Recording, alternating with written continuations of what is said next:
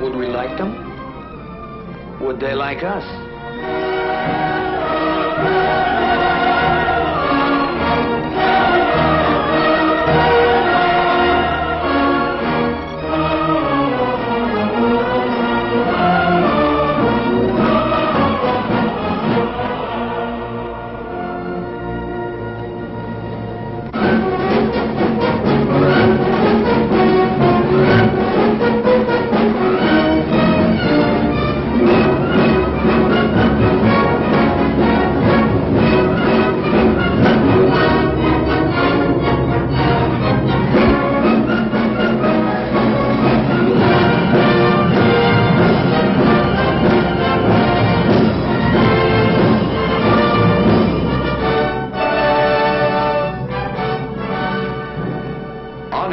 The task force are General Walsh and General Permanoff, the American and Russian COs.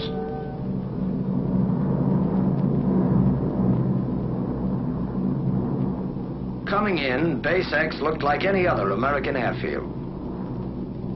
Neat rows of GI tents.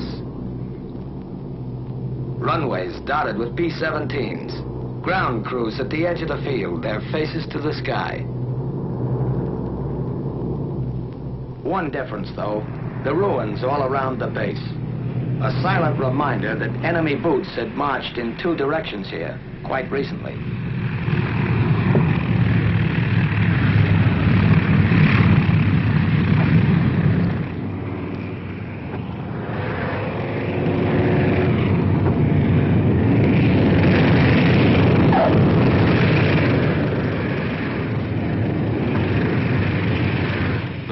Follow each other down, a third of a world away from home.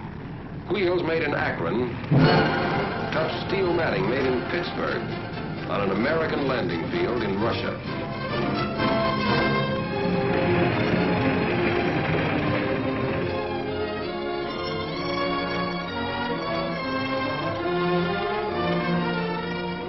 Gower, Messick, Ostrander, Zafak, Malone, Schultz, Badowski, Travers, McGee, Stanley, Rudenstein, Betts.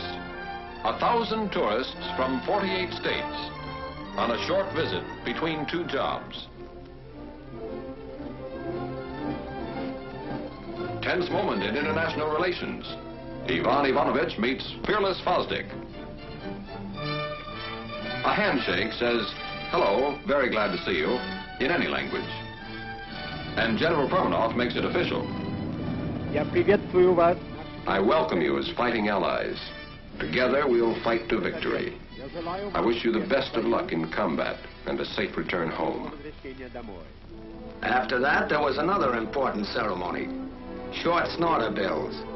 If we didn't get those signed, the flight would have been illegal.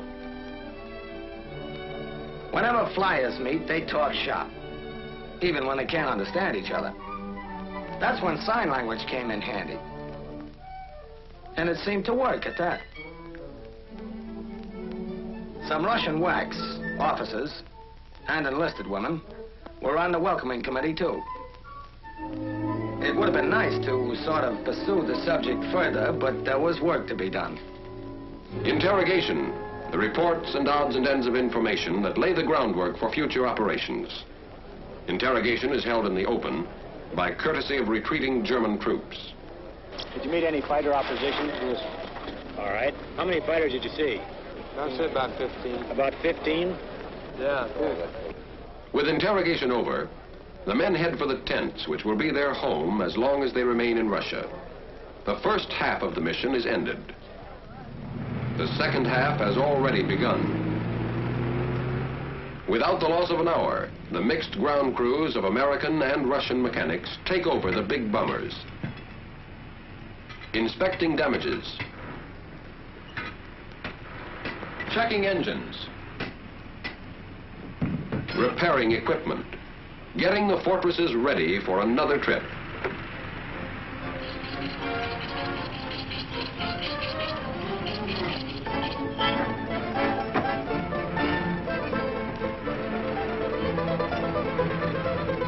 Okay. Spasiba. Kuchnia. Kuchnia stands for kitchen. Kitchen stands for chow. And even in Russia, you stand in line for it. On KP duty, Katya, Manya, and Olga. Not Buck or Eddie or Pete, but soldiers too. And darn good cooks to boot, who cooked and served our supper. Harch, пожалуйста. K-ration, with a Russian accent. And spam a la Stroganoff. The coffee was hot. That's about all you could say for it. The name was Mashenka. Back at the field, the ground crews stayed with the bombers as long as there was light, making sure that nothing happened that shouldn't when the B-17s went up again. 2100 hours. 9 in the evening. Somewhere in Russia. It's noon in Leominster, Massachusetts. Lunchtime. It's 10 in the morning in Paragould, Arkansas. The sun is climbing high. In Los Angeles, California, the day is just beginning. The same day, just ending, somewhere in Russia. Small world.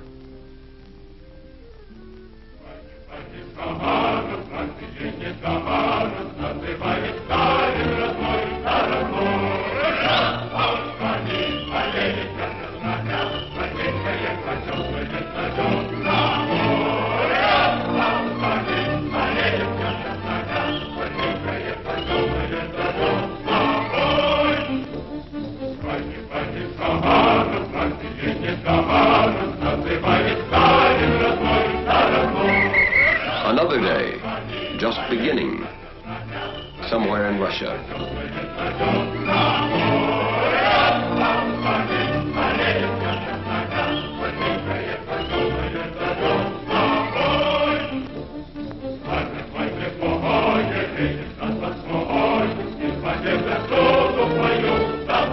Another working day.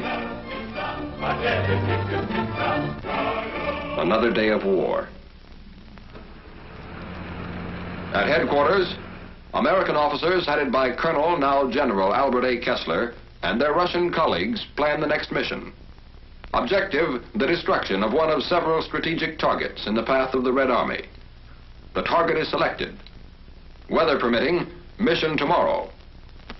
A task force of this size needs gasoline, more than 350,000 gallons of it. Ammunition, more than 1 million rounds. Bombs, more than 500 tons. And more than 50,000 American and Russian man-hours of servicing and preparation. While the ground crews got the forts and fighters ready, our time was our own. Some of the fellas took advantage of a sunny morning and put on an exhibition of the national pastime. Some thought they'd teach the Russians another American pastime.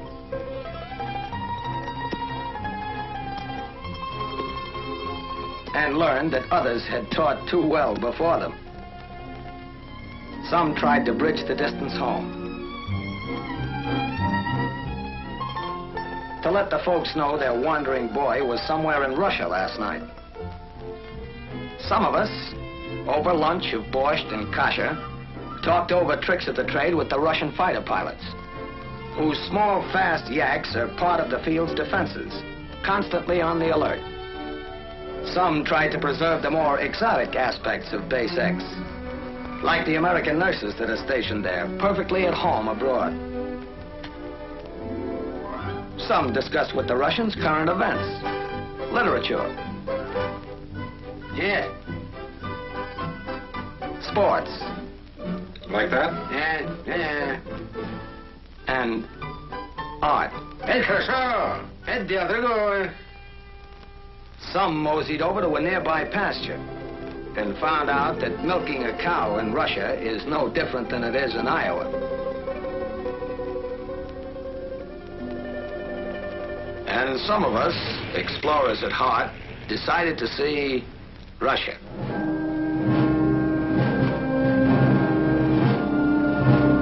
The town near near the base is a market center for the adjacent farming district, and a fair was held each year along its main street.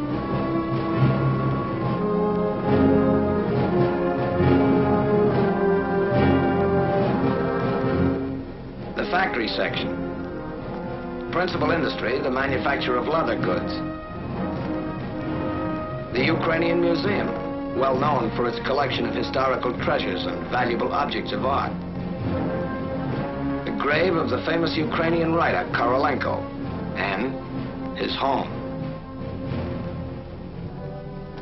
The population of the town, 130,000 at the last census, has varied in recent years, and there has been a certain decline in the number of children of school age.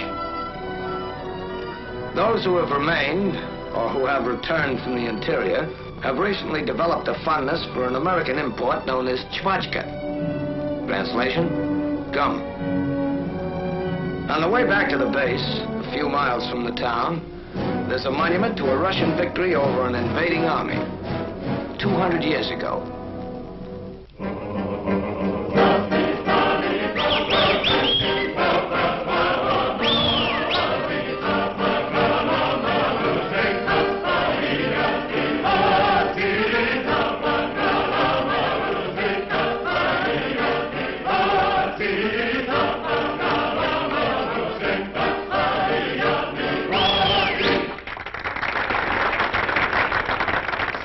Номер. Украинские народные песни в исполнении хора имени Шевченко. Next number. Ukrainian folk songs by the Shevchenko Choir.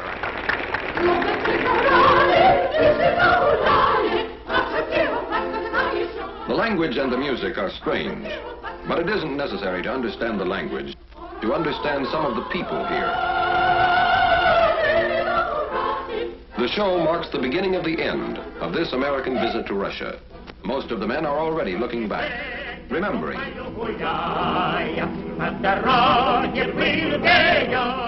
Lieutenant John Morris, navigator of Nanticoke, Pennsylvania, who has the Distinguished Flying Cross and the Air Medal with 4 clusters, was particularly impressed by the medals worn by the Russian soldiers. They don't wear ribbons like we do, but the actual medals. Practically every Russian soldier I ran into was loaded with decorations. Captain Percy W. Stressing, pilot of Rochester, New York, thought the show explained a lot about the Russian people. Those Russians sure like to sing and dance. One of the numbers was kind of a tap dance. I think the Russians resemble Americans in a lot of ways. They've got a great sense of humor. They can laugh and enjoy everything, even though their whole country is in ruins.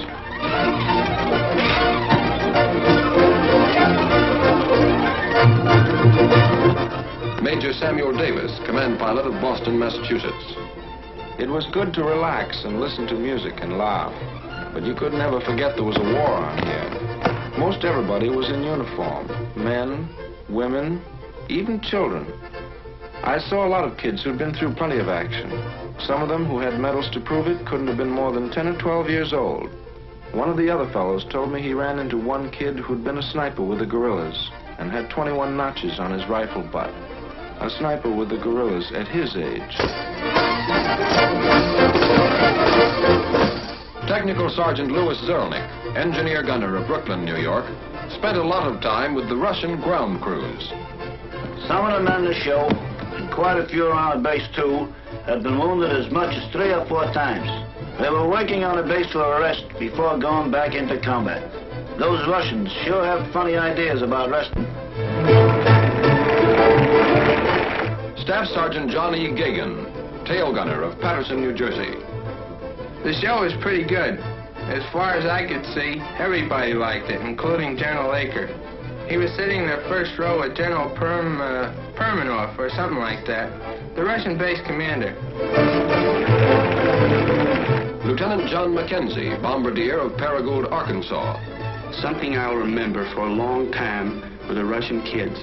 You got the feeling some of them never had a childhood. They had such old faces. They were pretty shy, most of them, but they seemed to like us.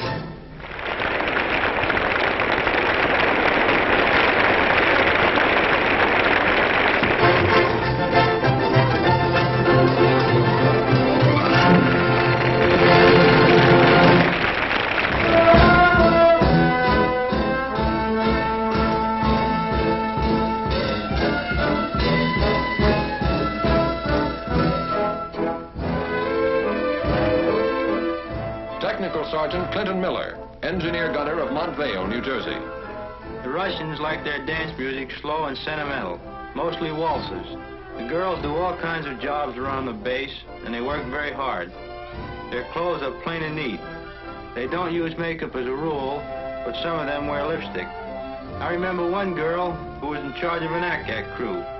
She had 12 enemy planes to her credit. Staff Sergeant Donald Craw, tail gunner of Stratford, Connecticut. The music at the dance is on the corny side, but the girls are nice. I met a girl from Leningrad whose father was a general. She taught me some Russian words, and I taught her some American slang. It didn't take long before I was saying, "Horror-shaw," and she was saying, "Okay, bud."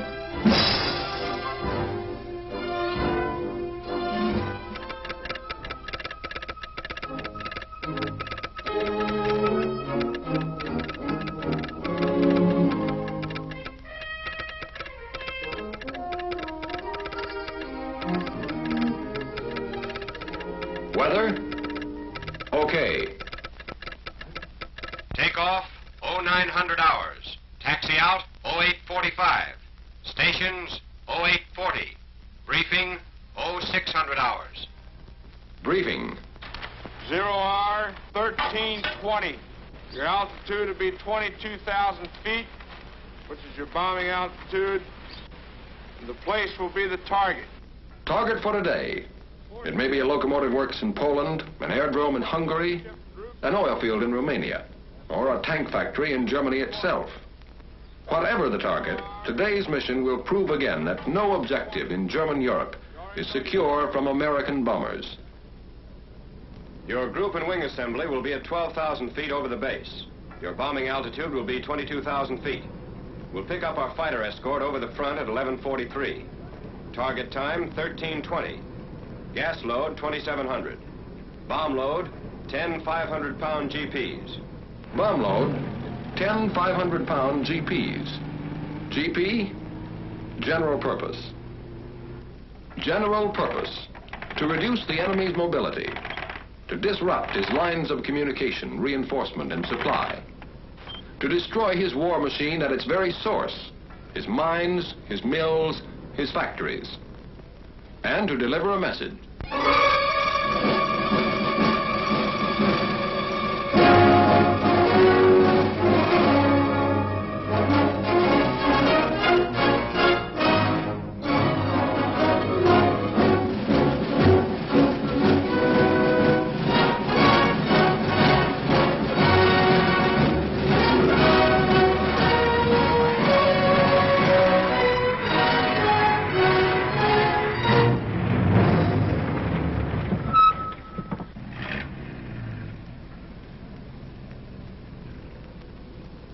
До свидания и счастливый путь. That means good luck. We'll be seeing you.